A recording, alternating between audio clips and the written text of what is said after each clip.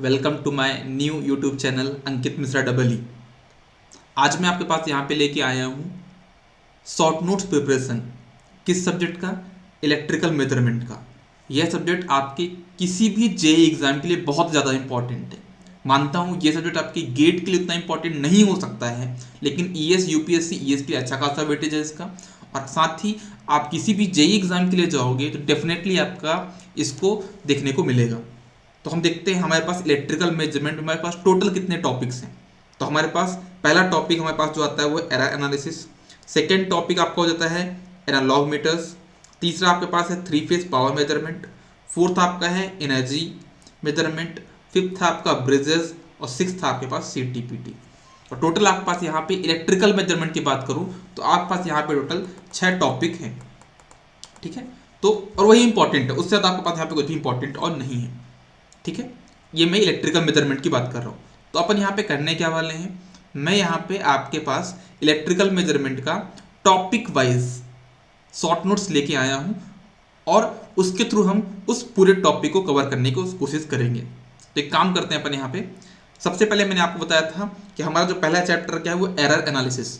Electrical measurement का हमारा पहला चैप्टर है एरर एनालिसिस। इसमें हम क्या करेंगे, एरर के बारे में जानेंगे, एक्यूरेसी जानते हैं, प्रिसीजन देखते हैं, सेंसिटिविटी, रेजोल्यूशन, लोडिंग इफेक्ट, ऐसे ऐसे पैरामीटर के बारे में बात करते हैं। फिर हम अपना पहला मीटर बनाने की कोशिश करते हैं और हम बनाते हैं वहाँ पे क्या, एनालॉग मीटर्स, जो कि आपके पास क्या है, पीएमएमसी पढ़ोगे आप, एमआई पढ़ते हो, ईडीएम पढ़ते हो, ईएसवी पढ़ते हो, थर्मल इंस्ट्रूमेंट पढ़ते हो। पीएमएमसी की बात करूँ तो सिर्फ डीसी के लिए है, एमआई की बात करूँ तो एसी के लिए भी है और डीसी के लिए भी है। लेकिन अगर ये डीसी के लिए बन गया तो एसी रीड नहीं करेगा, अगर एसी के लिए बन गया है तो डीसी रीड नहीं करेगा। मतलब क्या, इसमें कैलिब्रेशन अलग अलग है, एसी के लिए अलग कैलिब्रेशन है और डीसी के लिए अलग कैलिब्रेशन। लेकिन ईडीएम दोनों के लिए कैलिब्रेशन क्या सेम है। तो ये आपका एक ट्रांसफर टाइप इंस्ट्रूमेंट भी कहलाता है। इलेक्ट्रोस्टैटिक वोल्टमीटर ये एक ऐसा ईएसवी इंस्ट्रूमेंट है जो कि हाई वोल्टेज के लिए रीड करने के लिए यूज होता है। एक और आपके पास इंस्ट्रूमेंट आता है यहाँ पे थर्मल इंस्ट्रूमेंट। ये ऐसे इंस्ट्रूमेंट है जो कि आपके पास हाई फ्रीक्वेंसी करंट और वोल्टेज को रीड करने के लिए आप थर्मल इंस्ट्रूमेंट का यूज करते हो। ये आपका एनालॉग मीटर्स हो गया। फिर आप थ्री फेज पावर को रीड करोगे, एनर्जी को रीड करोगे, ब्रिजेस पढ़ोगे और सीटीपीटी पढ़ोगे। तो ये मेरे पास एक छोटा सा सीक्वेंस हो गया कि हम कैसे टॉपिक वाइज इस शॉर्ट नोट्स की प्रोसीजर को हम यहाँ पे कैरी आउट करेंगे। तो स्टार्ट करते हैं अपन यहाँ पे पहले चैप्टर से, एरर एनालिसिस। सब कुछ ध्यान से समझिएगा और कहीं पे भी डाउट आएगा तो आप उसको कमेंट सेक्शन में पूछ लीजिएगा। तो देखिएगा, सबसे पहली चीज तो ये समझिएगा आप लोग कि एरर एनालिसिस में हम सबसे पहले बताते हैं आपको यहाँ पे मेजरमेंट क्या होता है। मेजरमेंट मैंने आपको बताया था, मेजरमेंट क्या होता है। मेजरमेंट हमेशा ही एक कंपैरिजन होता है नोन क्वांटिटी और अननोन क्वांटिटी का। अगर मैं इसको अपनी लाइफ से बात करूं तो हम लोग भी अपनी लाइफ में मेजरमेंट करते हैं। जैसे मेरे पास एक अगर एक स्केल, आपके पास एक स्केल है और आपके पास एक पेन है, तो आपकी पेन की लेंथ पता करने के लिए आप स्केल से कंपैरिजन करते हो, यही तो मेजरमेंट है ना। तो बस हमारे पास इलेक्ट्रिकल मेजरमेंट में भी हमको क्या करना है, हमारे पास करंट है जो कि एक अननोन पैरामीटर है और हमारे पास एक एमीटर है जो कि हमारा एक नोन पैरामीटर है। उन दोनों का हम कंपैरिजन करके हम मेजरमेंट करते हैं, यही हमारा मेजरमेंट कहलाता है। ठीक है, तो मेजरमेंट आपका क्या होता है, कंपैरिजन होता है दो चीजों के बीच में, नोन क्वांटिटी और अननोन क्वांटिटी के बीच में। और इसका जो रिजल्ट होगा उसके दो पार्ट होंगे, मैग्नीट्यूड और यूनिट। मतलब 10 एम्पियर अगर आपका मैग्नीट्यूड, आपका जो रिजल्ट आ रहा है 10 एम्पियर है तो 10 एक मैग्नीट्यूड हो गया और एम्पियर यहाँ पे यूनिट हो जाएगी। तो हर एक मेजरमेंट में यूनिट का होना बहुत ज़्यादा इंपॉर्टेंट होता है। फिर एक टॉपिक आता है इंस्ट्रूमेंटेशन। क्या होता है इंस्ट्रूमेंटेशन, मतलब कि आप जो मेजरमेंट कर रहे हो उसमें आपका जो नोन पैरामीटर है, जैसे कि आपका स्केल वो एक नोन पैरामीटर था, दूसरा एग्जांपल में आपके पास एमीटर वो आपका क्या नोन पैरामीटर है। तो किसके हेल्प से आपका मेजरमेंट प्रोसेस पॉसिबल हो रहा है, वो इंस्ट्रूमेंट के कारण हो रहा है, उसी को आप क्या बोलते हो, इंस्ट्रूमेंटेशन। ठीक है, इंस्ट्रूमेंटेशन को अगर मैं क्लासीफाई करूं तो अलग अलग बेस पे मैं इसको क्लासीफाई कर सकता हूं। पहला हमारा क्या है, based on quantity being measured. आप किस क्वांटिटी को मेजर कर रहे हो उस बेस पे मेरे पास अलग अलग इंस्ट्रूमेंट है। जैसे आपके पास करंट है तो आप क्या यूज करते हो वहां पे, फिर एमीटर।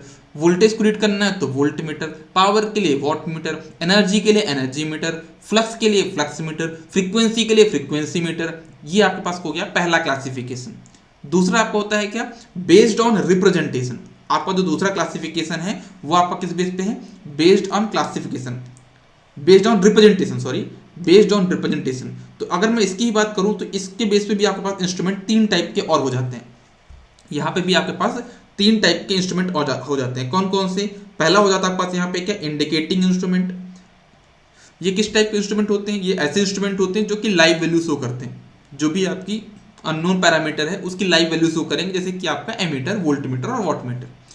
एक दूसरा इंस्ट्रूमेंट होता है जिसको आप बोलते हैं क्या, recording type instrument. Recording type instrument ऐसे इंस्ट्रूमेंट होते हैं जो कि वैल्यू को शो तो कर रहे हैं, लाइव वैल्यू शो तो कर रहे हैं, लेकिन उसको रिकॉर्ड भी कर रहे हैं। अगर फ्यूचर में आपको जरूरत पड़ी कि उस टाइम पे हमारी कितनी करंट थी तो आप उसको बता पाओगे, तो हमारे होते हैं क्या, रिकॉर्डिंग इंस्ट्रूमेंट। जैसे कि आपका हो गया क्या, रिकॉर्डिंग एमीटर होता है, रिकॉर्डिंग वोल्टमीटर होता है, आपका स्निकोमीटर होता है, आपकी जो ईसीजी रिपोर्ट होती है वो आपका क्या होता है, वो भी आपका एक तरीके से रिकॉर्डिंग इंस्ट्रूमेंट में ही आता है। अगर बात करूं जो तीसरा इंस्ट्रूमेंट आपके पास बनता है यहाँ पे, वो होता है आपका क्या, integrating type instrument. Integrating type instrument वो इंस्ट्रूमेंट होते हैं, एग्जांपल तौर पे आपके घर का जो एनर्जी मीटर है, आपके घर के सामने जो मीटर लगा हुआ है, जो आपके घर पे बिल देखने आता है ना, जो भी आपका स्टेट इलेक्ट्रिसिटी बोर्ड से आपका बिल देखने आता है, वो आप क्या करते हैं, मीटर चेक करते हैं। कौन सी रीडिंग चेक करते हैं, वो यूनिट चेक करते हैं, उसी को मैं क्या बोलता हूँ, एनर्जी मीटर बोलता हूँ। ठीक है, तो एनर्जी मीटर क्या होते हैं, मतलब आपका जो इंटीग्रेटिंग इंस्ट्रूमेंट क्या होते हैं, ये एक ऐसे इंस्ट्रूमेंट होते हैं जहां आप क्या करोगे, जो भी आपकी नई रीडिंग आई है उसको आप प्रीवियस वैल्यू पे ऐड कर देते हो। जैसे कि आपके घर पे जो अभी तक यूनिट आपने कंज्यूम कर ली वो 100 यूनिट है, आप एक यूनिट और कंज्यूम कर रहे हो तो आपकी रीडिंग क्या हो जाएगी, 101, 101 यूनिट हो जाएगी। मतलब आपका जो भी अभी मेजर्ड हुआ है वो कहाँ पे ऐड हो जाएगा, आपके प्रीवियस मेजर्ड, जो कि आपका 100 प्रीवियस मेजर्ड था और 1 आपका प्रीवियस मेजर्ड पे ऐड होके एक नई रीडिंग दे रहा है आपको क्या, 101। इस टाइप के इंस्ट्रूमेंट को मैं बोलता हूं इंटीग्रेटिंग टाइप ऑफ इंस्ट्रूमेंट। इसका सबसे अच्छा एग्जांपल क्या हो जाएगा, आपका एनर्जी मीटर। अगेन मेरे पास जो क्लासिफिकेशन है वो बेस्ड ऑन प्रिंसिपल भी हो सकता है। इसका मतलब क्या हुआ, इसका मतलब ये हुआ कि जैसे कि मेरे पास बहुत सारे इंस्ट्रूमेंट है, वो किस बेस पे क्लासीफाई हो सकते हैं, वो इस बेस पे क्लासीफाई हो सकते हैं कि मैं उनके लिए कौन सा प्रिंसिपल यूज करूं। जैसे कि आपका एक इलेक्ट्रिकल इंजीनियरिंग पैरामीटर आता है आपके पास वहां पे, वो आपके पास क्या कि लॉरेंस प्रिंसिपल, एक ऐसा प्रिंसिपल लॉरेंस प्रिंसिपल। तो उस प्रिंसिपल पे आपका एक मीटर काम करता है, होता है पीएमएमसी। एक होता है इलेक्ट्रोमैग्नेटिक प्रिंसिपल, मतलब उसमें जो मैग्नेटिक फील्ड क्रिएट होती है वो करंट के कारण होती है, इलेक्ट्रिकल क्वांटिटी के कारण होती है, उसको आप क्या बोलते हो, इलेक्ट्रोमैग्नेटिक प्रिंसिपल। उसको क्या कहाँ पे यूज होता है, इसका ए मूविंग आयरन में होता है। तो इस बेस से भी आप इंस्ट्रूमेंट को क्लासीफाई कर सकते हो कि कौन सा इंस्ट्रूमेंट किस प्रिंसिपल पे काम करता है। जैसे कि आपका इंडक्शन प्रिंसिपल हो गया, एक प्रिंसिपल है जिसमें आपका एनर्जी मीटर काम करता है। तो ये सारी चीजें हुई आपके क्लासिफिकेशन के बारे में। अगर बात करूं यहाँ पे मैं टर्मिनोलॉजी की, अगर मैं इंडिकेटिंग इंस्ट्रूमेंट की बात करूं, उसकी टर्मिनोलॉजी की बात करूं, तो सबसे पहले आप समझिएगा, ये एक मैंने मीटर बनाया है यहाँ पे आपको समझाने के लिए, सबको ध्यान से समझिएगा। यहाँ पे जो वैल्यू होती है इसको बोलता हूँ मैं इनिशियल वैल्यू। जैसे यहाँ पे मैक्सिमम केस पे यहाँ पे क्या होता है, 0 होता है, इसको आप क्या बोलते हो, इसको आप बोलते हो यहाँ पे क्या, इनिशियल वैल्यू है। सबको पता होगा ये चीज़, कॉमन सेंस की बात है। यहाँ पे जो पहली वैल्यू होती है उसको आप क्या बोलते हो, इनिशियल वैल्यू। अब ऐसा नहीं है कि हमेशा वैल्यू 0 होती है, ये वैल्यू आपका -20 हो सकती है, -50 हो सकती है, -100 भी हो सकती है, लेकिन मैक्सिमम केस में यहाँ पे जो वैल्यू होती है वो 0 होती है। यहाँ पे जो वैल्यू होती है उसको मैं क्या बोलता हूँ, यहाँ पे जो वैल्यू बोलता हूँ मैं क्या, एफएसडी वैल्यू बोलता हूँ, मतलब क्या, फुल स्केल डिफ्लेक्शन वैल्यू बोलता हूँ। जैसे एग्जांपल तौर पे मैं बोलूँ, इसकी जो रेंज वहाँ पे क्या 0, यहाँ पे क्या 100 है। ठीक है, तो अगर पूछूँ कि इस मीटर की रेंज क्या होगी, तो आप क्या बोलोगे, यहाँ पे बोलोगे ब्रैकेट 0 से लेके 100। फिर ये एमीटर, तो एमीटर बोल दोगे, वोल्ट मीटर तो वोल्ट मीटर बोल दोगे। तो ये आपकी इसकी रेंज होती है। फिर एक बात तीसरी, स्पान क्या होता है। स्पान क्या होता है कि आपका जो स्केल है, या आपकी स्केल जो ब्लू आपको मैंने यहाँ पे येलो कलर में बनाया है, वो आपकी क्या है यहाँ पे स्केल है, उसकी लेंथ कितनी होगी।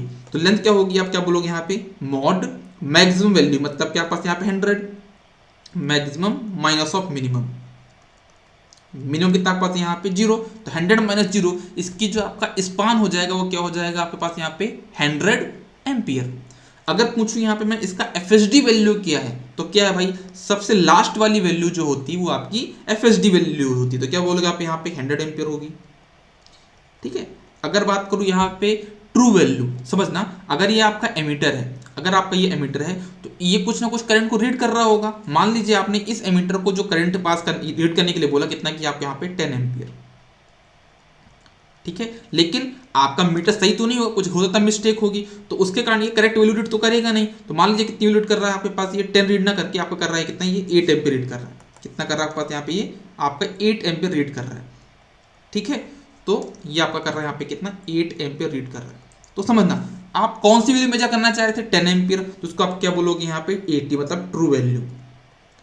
ट्रू वैल्यू इसकी क्या होगी 10 एम्पियर। इसकी मेजर्ड वैल्यू क्या होगी, मेजर्ड वैल्यू किसको बोलते हो आप, जो भी पॉइंटर वैल्यू शो करता है। पॉइंटर क्या वैल्यू शो कर रहा है यहाँ पे 8 एम्पियर, इसका क्या बोलोगे यहाँ पे 8 एम्पियर। तो आई थिंक आप लोग फ्यूचर में ये समझ जाओगे कि मेरी मेजर्ड वैल्यू क्या है और आपकी यहाँ पे ट्रू वैल्यू क्या है। ट्रू वैल्यू क्या, जिस भी क्वांटिटी को आप रीड करना चाह रहे हो वो आपकी ट्रू वैल्यू कहलाती है। जिस भी वैल्यू को आपका पॉइंटर शो करता है उसको आप क्या बोलते हो, मेजर्ड वैल्यू बोलते हो। अब एक बात और बताओ मुझे यहाँ पे, अगर मैं इसके बारे में बात करूँ, यहाँ पे देखिए आप लोग, इसको क्या बोलता हूँ मैं, इसको तो लीड वायर बोलता हूँ, है ना, जो आपका कनेक्ट करने के लिए यूज होता है। ये आपके टर्मिनल्स हो गए, ये चीज जो बनाई मैंने इसको क्या बोलता हूँ मैं, स्केल बोलता हूँ, है ना। अगर स्केल में इक्वल डिवीजन है, मतलब एक डिवीजन ये है, दो डिवीजन ये है, तीसरा डिवीजन ये है, इनके बीच में अगर इक्वल इक्वल डिवीजन है तो इस टाइप की स्केल को आप लीनियर स्केल बोलते हो। लेकिन अगर यहाँ पे डिवीजन जो है वो प्रॉपर नहीं है, यूनिफॉर्म नहीं है, तो आप उसको क्या बोलते हो, नॉन लीनियर स्केल। इसका बहुत ज़्यादा चल के आगे चल यूज होता है लीनियर स्केल का और नॉन लीनियर स्केल का। तो अगर डिवीजन यहाँ बराबर बराबर तो आप क्या बोलोगे इसको, लीनियर स्केल। फिर यहाँ पे जो ये वाली वैल्यू होती है वो इनिशियल वैल्यू होती है, वो आपकी फाइनल वैल्यू होती है। यहाँ पे कुछ सिंबल बना होता है, ये क्या बताता है समझिएगा। अगर देखिए आपके पास मीटर में तो ये सिंबल होगा, या तो ये सिंबल होगा, या फिर दोनों हो सकते हैं। अगर सिर्फ ये वाला सिंबल है इसका मतलब ये कि इस इंस्ट्रूमेंट को आपको हमेशा क्या रखना है, वर्टिकल ही रखना है। अगर ये वाला सिंबल है मतलब क्या, आपके इस इंस्ट्रूमेंट को हमेशा हॉरिजॉन्टल ही रखना है। ऐसा क्यों होता है, क्योंकि किसी किसी इंस्ट्रूमेंट में हम क्या करते हैं, ग्रेविटी वगैरह का यूज करते हैं। अब ग्रेविटी तो आपका वर्टिकल लगेगा ना, हॉरिजॉन्टल लग जाएगा आपके पास वहां पे। या फिर हम कहीं पे क्या लगाते हैं, वहां पे फ्लूइड भरते हैं। अब फ्लूइड भरते हैं तो उसको वर्टिकल रखना जरूरी है ना, अगर उसको हम हॉरिजॉन्टल रख देंगे तो फ्लूइड बाहर आ जाएगा। तो हमको इस बात का भी ध्यान देना पड़ता है। तो इस बेस पे हम यहाँ पे मेंशन कर देते हैं कि भाई इस इंस्ट्रूमेंट को आपको वर्टिकली रखना, इस इंस्ट्रूमेंट को आप हॉरिजॉन्टल रखना। अगर दोनों साइन है मतलब क्या, जो आपकी मर्जी हो वैसा आप रखो उसको, ठीक है। तो आगे बढ़ते हैं हम यहाँ पे, एरर क्या होती है। एरर को अपन क्या मानते हैं, डेविएशन मानते हैं, है ना। तो एरर अगर पूछो यहाँ पे, एरर इसमें क्या होगी, ये 10 एम्पियर आप मेजर करना चाह रहे थे, 8 एम्पियर रीड कर रहा है, तो सब लोग बोलेंगे सर यहाँ पे एरर तो 2 है, लेकिन गलत। एरर आपकी यहाँ पे 2 नहीं है। आप क्या बोलोगे, ये आपकी मेजर्ड वैल्यू आपकी ट्रू वैल्यू है, तो एरर आपकी हमेशा क्या होगी, measured value minus true value होगी। मतलब AM माइनस 80 आपकी क्या होती है, एरर होती है। सबको ध्यान दीजिएगा, कभी भी आप इसको 80 माइनस AM मत करिएगा, आप मुश्किल पड़ जाएंगे, आपका आंसर गलत हो जाएगा। आपका एरर हमेशा AM माइनस 80 होता है, मतलब measured value minus true value होता है। अगर मेजर्ड वैल्यू ज़्यादा है, ट्रू वैल्यू कम है, तो एरर पॉजिटिव होती है। अगर ट्रू वैल्यू ज़्यादा है, मेजर्ड वैल्यू कम है, हो सकता है तो आपकी जो यहाँ पे एरर होगी वो निगेटिव होगी। इसी कारण जो मेरा एरर का जो सिंबल होता है वो ऐसा कुछ होता है, ठीक है। एरर का जो सिंबल होता है मेरा वो ऐसा कुछ होता है। इसको आप वोल्टेज सोर्स मत बोलिएगा, ये आपका यहाँ पे क्या है, एरर का सिंबल है, ठीक है। क्योंकि आपकी एरर पॉजिटिव हो सकती है और आपकी यहाँ पे निगेटिव भी हो सकती है। ऐसे क्वेश्चन भी बने हैं आपके पास कि मेजर्ड वैल्यू ज़्यादा है ट्रू वैल्यू से, तो एरर क्या होगी, बहुत सिंपल क्वेश्चन है, एरर आपकी क्या होगी यहाँ पे, पॉजिटिव होगी, ठीक है। ओके, अब देखिएगा, अगर मैं आपसे पूछूं कि एरर होनी क्या चाहिए तो क्या बोलोगे, कम होनी चाहिए। एक एग्जांपल लेता हूं मैं, आप ही समझिए कि मेरे पास 2 मीटर है, एक की रेंज है क्या 0 से लेके 10, एक की रेंज है 0 से लेके 100। अगर दोनों में 1 एरर है तो 0 से लेके 10 वाले में जो 1 एरर उसका परसेंटेज बहुत ज़्यादा है। आप ऐसा समझ लीजिए कि आपका 10 रुपये हैं, एक के पास 1 लाख रुपए हैं, तो अगर 10 रुपये में इसको अगर आपका 1 रुपये ले जाएगा तो वहाँ पे क्या होगा, वो आपका बहुत ज़्यादा चेंज हो जाएगा। लेकिन 1 लाख रुपए में से कोई 1 रुपये ले रहा है तो चेंज बहुत कम है ना। तो इसके लिए हम क्या बोलते हैं कि हम डायरेक्टली नहीं बोल सकते एरर को देख के कौन सा मीटर अच्छा है कौन सा मीटर खराब है।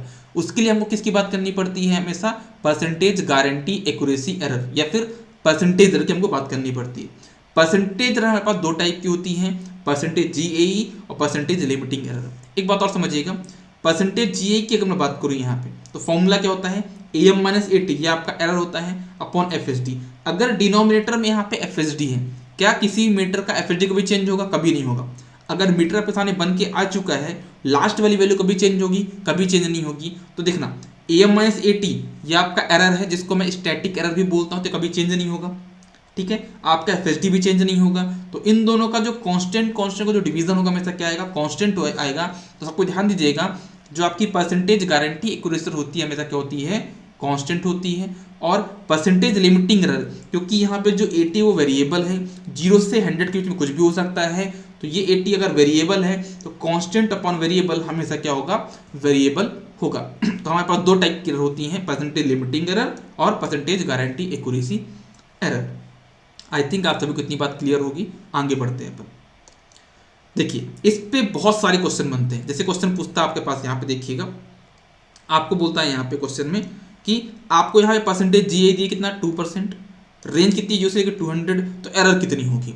तो क्या करोगे, यहाँ पे फॉर्मूला पता है A M minus A T upon A T, sorry F S D into 100, F S D कितना हो जाए 200, तो A M minus A T तो आपको निकलना, वही एरर होता है। तो क्या हो जाएगा आपके पास यहाँ पे A M minus A T निकालोगे तो क्या हो जाएगा, देखना आपके पास यहाँ पे हो जाएगा यहाँ पे आप 200 पुट करोगे तो 100 से कैंसिल हो जाएगा, तो आपको हो जाएगा यहाँ पे कितना प्लस माइनस परसेंटेज जी ए कितना है 2%, मतलब 2 इंटू यहाँ पे कितना आ जाएगा 2, तो आपको हो जाएगा यहाँ पे कितना प्लस माइनस 4%, प्लस माइनस 4, ये आपका हो जाएगा यहाँ पे क्या एरर हो जाएगी। ये आपसे क्वेश्चन पूछा था। ऐसे बहुत सारे क्वेश्चन आपके पास यहाँ पे पूछे जाते हैं। एक क्वेश्चन और बनता है, आपको जीएई दे देता है, यहाँ पे रेंज देता है और आपसे परसेंटेज लिमिटिंग एरर पूछता है। इस टाइप क्वेश्चन आपके हर एक जे एग्जाम के लिए फेवरेट क्वेश्चन बन जाते हैं। तो इस टाइप क्वेश्चन आपके पास हमेशा एग्जाम में पूछा ही जाता है। तो देखना, अगर पूछा है आपसे परसेंटेज लिमिटिंग एरर, प्रोसीजर क्या होगी, अगेन पहले आप परसेंटेज जीएई निकालोगे, A M minus A T upon F S D 200, इससे आपका A M minus A T आ जाएगा। ठीक है, उसके बाद आप क्या करोगे, उसके बाद आप यहाँ लगाओगे परसेंटेज लिमिटिंग एरर का फॉर्मूला क्या होता है, A M minus A T वो आप निकाल ही चुके हो अपॉन ए टी, यहाँ पे कितना 100 इंटू 100, तो आपका आंसर क्या आ जाएगा यहाँ पे, आपका यहाँ पे 9% आ जाएगा, प्लस माइनस 9%। ठीक है, आप इसको सॉल्व करके देखिएगा, मैंने आपको यहाँ पे प्रोसीजर बता दिया। जो मेन कंक्लूजन आपके पास यहाँ पे क्या है समझिएगा, ये आपकी स्केल है। यहाँ पे कितनी वैल्यू का था आपके पास, यहाँ पे ये आपका मान लीजिए इसी क्वेश्चन के लिए बात करता हूँ मैं, ये आपका 0 पे था, ये आपका यहाँ पे कितना है एफ एस डी वैल्यू कितनी है आपके पास यहाँ पे 300 है, यहाँ पे बोल्ट है। ठीक है, और एफ एस डी पे जो एरर होती है वो क्या होती है, परसेंटेज जी ही होती है, कितना आपके पास यहाँ पे प्लस माइनस 3%। आपको रीड करने के लिए आपको बोला यहाँ पे 100, जब आप यहाँ पे 100 वैल्यू रीड करोगे तो मुझे आप लोग ये बताओ एरर कितनी है आपके पास यहाँ पे प्लस माइनस 9%। यहाँ पे एरर क्या है, अगर बात करूँ आपसे पूछूँ मैं यहाँ पे एरर क्या आपके पास तो कम है, यहाँ पर एरर क्या है ज़्यादा। तो एक बात सबको ध्यान दीजिएगा, ये आपका स्केल का एंड पोर्शन है, एंड पोर्शन पे हमेशा आपकी परसेंटेज एरर कम होती है। इस बात का सभी लोग ध्यान दीजिएगा।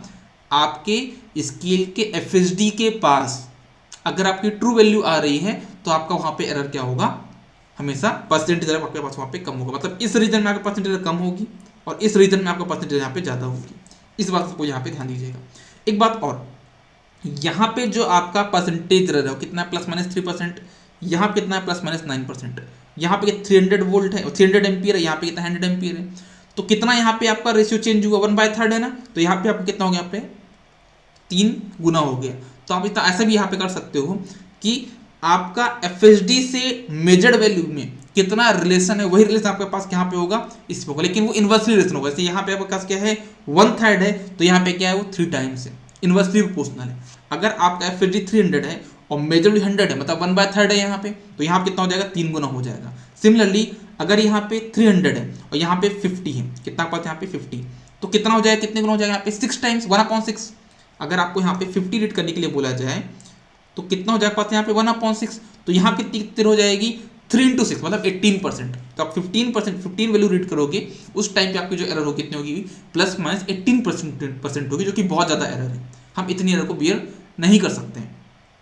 तो अपन यहाँ से क्या समझा, अपन ने यहाँ पे समझा कि always select the range of indicating instrument such that measured value should nearer to F value. आपकी जो मेजर्ड वैल्यू हो हमेशा वो एफ के पास में होगी, तो आपका हमेशा यहाँ पे परसेंटेज आपके पास यहाँ पे कम होगा। जैसे इस बेस पे क्वेश्चन बन सकता है आपके पास, अगर आपको 8 वोल्ट रीड करना है तो 4 मीटर है, आप इनमें से किसको प्रीफर करोगे।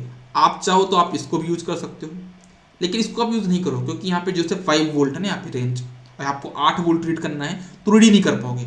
आप इसको भी रीड कर सकते हो, आप इसको भी रीड कर सकते हो। लेकिन अब देखना, अगर बात करूं 8 वोल्ट, तो 8 वोल्ट किसके पास में, इसके पास में है ना, तो आप इसको रीड करोगे तो ज़्यादा बेटर होगा। अगर आप इसके थ्रू यूज़ करोगे, इनके थ्रू यूज अगर जाओगे, तो आपको परसेंटेज एरर वहाँ पे बहुत ज़्यादा पे करना पड़ेगा, बहुत ज़्यादा आपके पास वहाँ पे परसेंटेज एरर होगी। तो आप क्या बोलोगे यहाँ पे, इस केस में आपके पास जो बेस्ट इंस्ट्रूमेंट माना जाएगा 8 वोल्ट को रीड करने के लिए वो क्या होगा, 0 से लेके 10 वोल्ट। ये अपना एक पहला पोर्शन हो गया एरर एनालिसिस के बारे में। हमारा सेकंड पोर्शन अब नेक्स्ट आएगा, आप उसको देखिएगा, है ना, उसमें हम इसके आगे का कंटिन्यू करेंगे।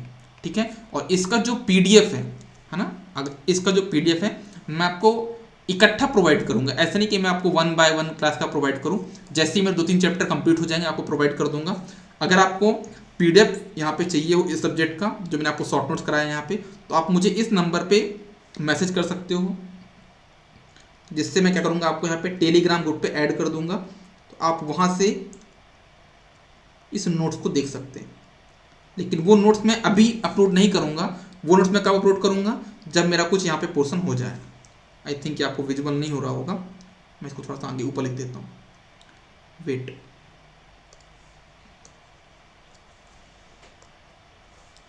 मेरा जो नंबर है वो ये है 8985293992। ठीक है, इसमें आप लोग मुझसे कांटेक्ट कर लीजिएगा, मैं आपको ग्रुप पे ऐड कर दूंगा, तो आपको वहाँ पे जो भी नोट्स चाहिए रहेंगे वो आपको मिल जाएंगे। चलिए, all the best, good luck, bye bye, good day.